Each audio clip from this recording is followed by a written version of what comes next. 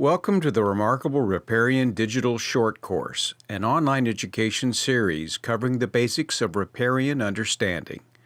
This self-paced learning program is produced by the Nueces River Authority in Texas, but the concepts presented here are pretty much universal to all natural waterways.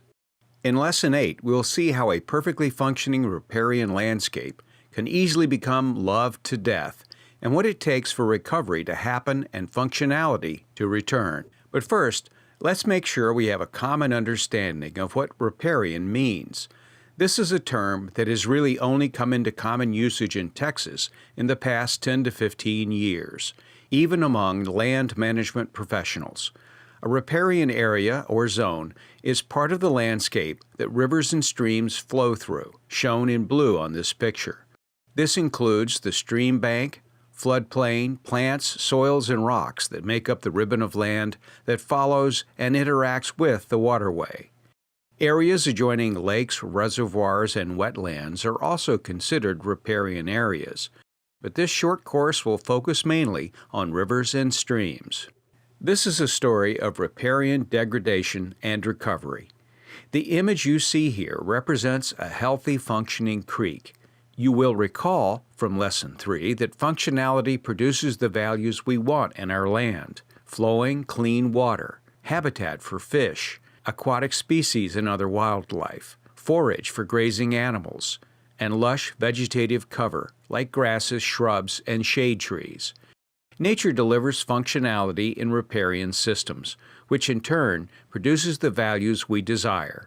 The creek and riparian area pictured here keep the whole valley wet like a half-wrung sponge.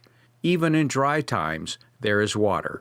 Lacking this information and understanding, people are often the catalyst for degradation of the system. Sometimes uninformed but otherwise well-meaning property owners decide to clean up their creek by clearing the dense vegetation within the riparian area. They want easier access to the water or an unobstructed view. They want to get rid of snakes.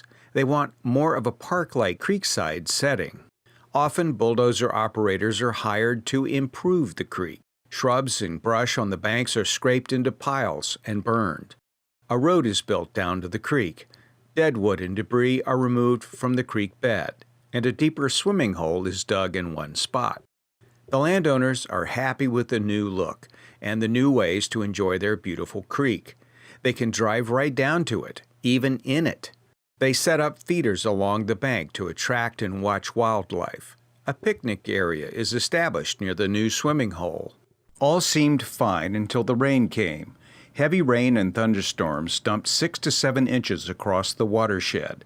The creek rose quickly and flashed through the cleaned-out stream bed, unfortunately, clearing it out even more. What the landowners found when they returned to their creek was shocking.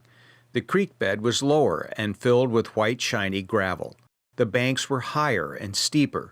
The water left behind was only a trickle. What happened? Why was nature so cruel? How do we get our creek back? Unfortunately, it's often human interference in a natural system that causes it to become degraded and cease its natural function. But recognizing this fact can be the beginning of recovery. First, let's take a look at what hindrances can cause degradation of healthy, functioning riparian areas.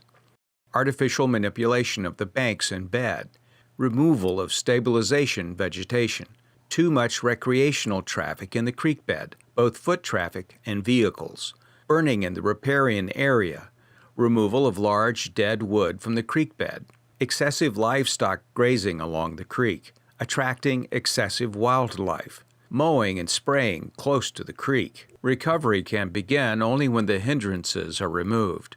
After that, the best thing to do can be nothing at all, except watch and observe. Nature will do the rest. A healthy creek can be severely damaged within a matter of months and can take several years to recover. But it can happen. Eventually, riparian plants will stabilize the banks and their roots will cradle the creek bed and hold moisture even in times of no rain. Large deadwood that falls into the creek dissipates energy in times of heavy rains and floods. The natural meanderings of a creek's path also serve to dissipate energy. Trapped sediment will begin to produce plant life, early pioneers, colonizers, then stabilizers.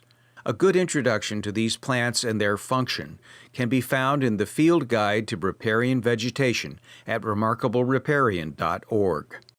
Over time, with understanding and stewardship, even the most degraded riparian areas can recover to their full function, delivering the values we desire. Most of the time, all you have to do is sit back and watch it happen.